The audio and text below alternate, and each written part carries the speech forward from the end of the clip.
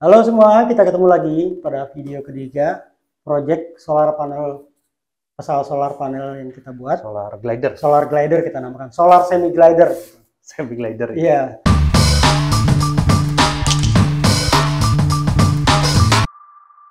Kali ini yang kita akan bahas apa sih elektronik yang kita pasang dalam rangka menunjang supaya si solar panel ini bisa berfungsi. Silakan Om Rindra bisa dijelaskan. Oke, mungkin seperti di video sebelumnya ya, kita udah kasih spoiler dulu ya. Apa aja sih yang pertama tentunya di sayap ya, namanya juga solar glider. Solar glider pasti butuh solar cell. Ini solar kita balik ya. Sebenarnya kita balik sebenarnya aslinya yang bawahnya nih biru nah, tua itu. ya, agak gelap. Yang kena cahaya yang biru itu. Betul. Ya, Nah, cuma karena sensitif kita tutup ya. Kita tutup biar nggak biar nggak kena matahari dan nggak tergores juga. Ya. Nah, ini di sini sebenarnya ada tandanya kecil, nggak kelihatan mungkin dari gambar, ada positif dan negatifnya. Nah, nanti kita akan susun dalam bentuk seri. Jadi positif di sini negatif, nanti ketemu positif di sel sebelahnya dan seterusnya. Kemudian nanti di ujung kita akan jumper.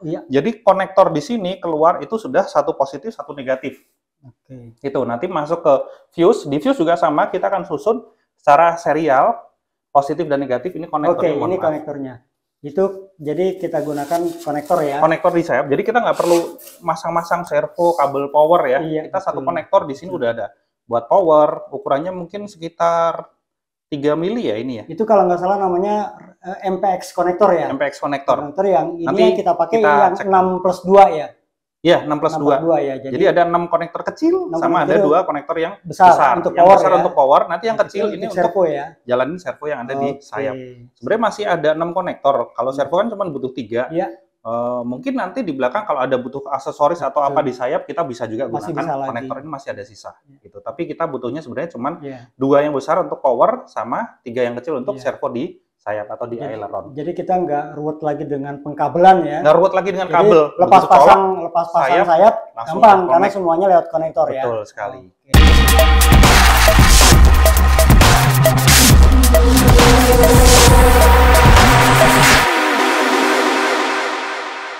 Nah, dari sini kita geser dulu ke gambarnya. Jadi dari gambar solar cell ini akan masuk ke MPPT.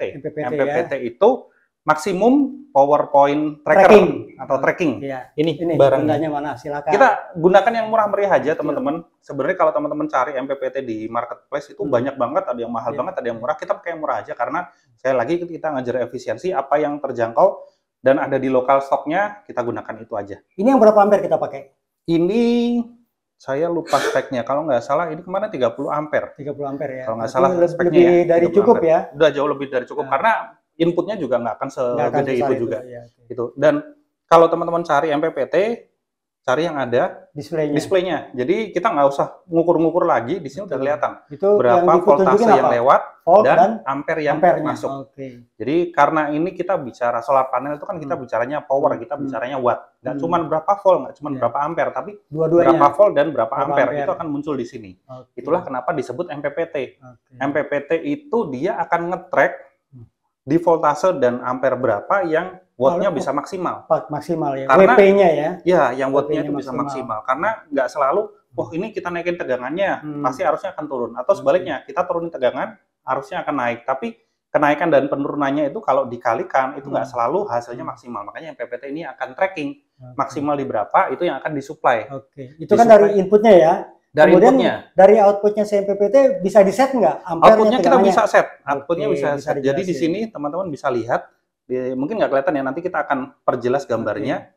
Di sini ada 2 potentiometer. Ini bisa untuk mengatur tegangan sama arusnya yang lewat.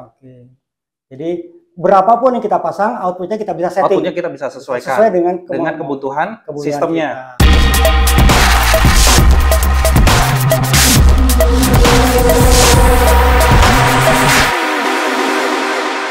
Nah, di sini kalau teman-teman lihat ada tulisannya BMS.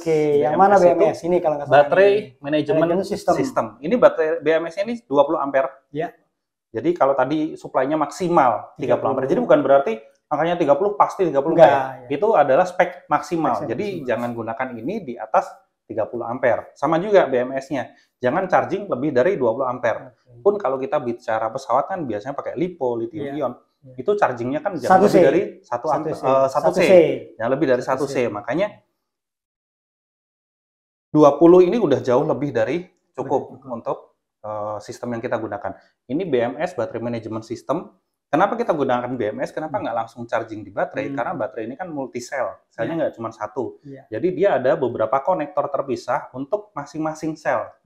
Jadi ada zero-nya, ada maksimum voltage-nya, sama ada balancing yang di masing-masing sel. Kalau dilihat di sini indikatornya ada 0 volt, 4,2 volt itu sel pertama, kemudian 8,4 volt itu untuk sel kedua, dan yang paling besar 12,6 volt untuk sel ketiga. Nah, ini berarti speknya untuk 3 sel. Berarti kalau 3 sel berarti setting MPPT-nya ya di atasnya 12,6. Di atasnya, karena kan kita butuh nge-charge. Kalau kurang nanti malah arusnya balik. Harus balik. Nah, kayak lebaran. Nah, jadi biar arusnya bisa lewat, bisa masuk untuk nge-charge ke baterai, tentunya di atas 12,6 volt. Kita bisa lebihin sekitar 2 atau 3 volt, biar aman, nggak terlalu tinggi juga kelebihannya. Nah, itulah kenapa di sini kabelnya 12 plus minus, 12 plus minus. Nah, di sini kabelnya ada 4, karena kita pakai 3 sel. Jadi ini minus sel pertama plus sel kedua, plus sel pertama sekaligus minus sel kedua, dan seterusnya sampai plusnya sel yang ketiga. Jadi ada 4 kabel di sini. Jadi individual ya. Individualnya ini akan di-balance sama BMS. Makanya di sini yang chargingnya menggunakan balance plug. Gitu. Kalau teman-teman lihat, ini baterainya, ini contoh ya, ini salah satu lithium ion bikinan dalam negeri. Ada 2 konektor, teman-teman mungkin udah familiar ya, udah pada familiar. Ada balance konektor dan ini konektor outputnya. Nah, betul sekali. Jadi kita gunakan untuk chargingnya, sebenarnya banyak BMS itu yang dia juga punya channel atau konektor untuk outputnya, tapi kita tidak gunakan karena ini kan arusnya terbatas. Ini kita fokuskan hanya untuk charging saja. Outputnya kita gunakan output konektor bawaan dari baterainya. Jadi jangan salah ya, mungkin ada yang mikir, wah itu full solar, nggak full banget ya. Kita tetap di batu baterai karena arus yang digunakan sistemnya keseluruhan ini kan nggak selalu fix. Sementara input dari matahari kan relatif konstan, kecuali tiba-tiba ada awan atau mendung, tapi relatif konstan. Makanya disimpannya di baterai. Kalau sistemnya kebutuhannya rendah, bisa full, kelebihannya disimpan di baterai. Kalau kebutuhannya banyak, nah ini baterai dari baterai membantu. Jadi ada intinya banknya di sini. Jadi intinya sumber supply-nya tetap dari baterai. Supply-nya tetap dari baterai. Yang dari panel ini hanya untuk membantu menambah isi baterai. Sederhananya kayak gitu. Di baterai, ya makanya tadi itu kenapa dipilih chargingnya lewat balance plug, bukan langsung dari itu. Betul. Ya, karena nanti kalau misalnya pada saat arus yang dibutuhkan besar, bisa jadi malah yang ditarik dari solar panel, sementara solar panel terbatas kan? Betul sekali. Nah, jadi baterainya tetap ikut membantu ketika supply kebutuhannya besar, dia tetap disuplai dari baterai. Jadi tangki utamanya baterai, tangki tambahannya dari solar panel. Betul sekali. Nah, output dari baterai tentunya kan masuk ke power module. Power module ini akan mencatu flight controller di voltase 5 volt sama ke ESC-nya. Voltasenya akan langsung masuk ke ESC sebesar voltase input dari baterai. Nah, ESC ini seperti biasa akan mencatu servo. 5 voltnya dari power module itu nggak terlalu besar arusnya. Dari jadi ESC aja. Diambil dari ESC ini udah kita gunakan ESC yang udah ada BEC-nya. Baterai eliminating circuit. Jadi buat motong. 5 voltnya akan dicatu ke servo, dan kontrolnya semuanya dari flight controller, baik speed dari motornya maupun sudut dari servonya. Semua seperti itu ya. Oke, jadi kita sudah jelas.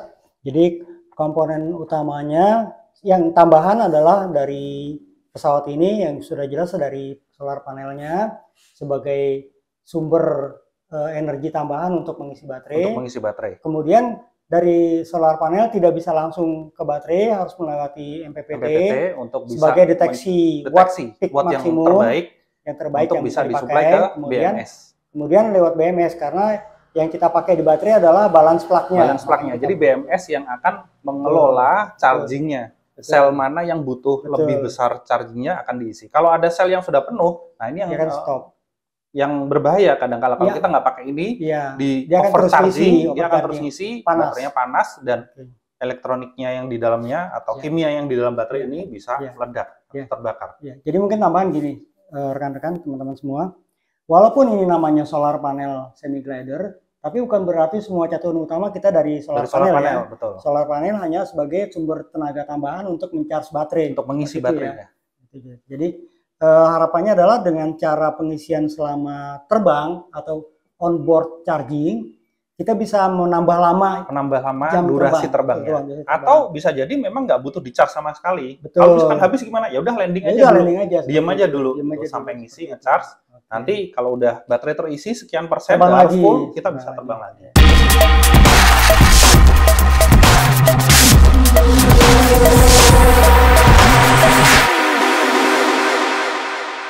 Dan untuk glider dengan solar cell ini ada beberapa teknik penerbangan yang bisa lebih efisien. Jadi misalkan, kita terbang, tentunya pada saat terbang, ESC akan bekerja karena mensuplai motornya. Motor dan ini memang yang membutuhkan daya paling besar. Nah, kita bisa terbang dulu untuk dapat altitude tinggi. Ya, kita ubah energi kinetik dari energi dari listrik dari baterai jadi kinetik untuk terbang ke atas. Itu di situ selain kita kita mendapatkan altitude, itu kita jadi punya energi potensial dari ketinggian. Nah, setelah tinggi, kita bisa cut dulu nih throttle-nya. Jadi pesawatnya nanti gliding, pelan-pelan turun, energi potensialnya pelan-pelan akan berkurang.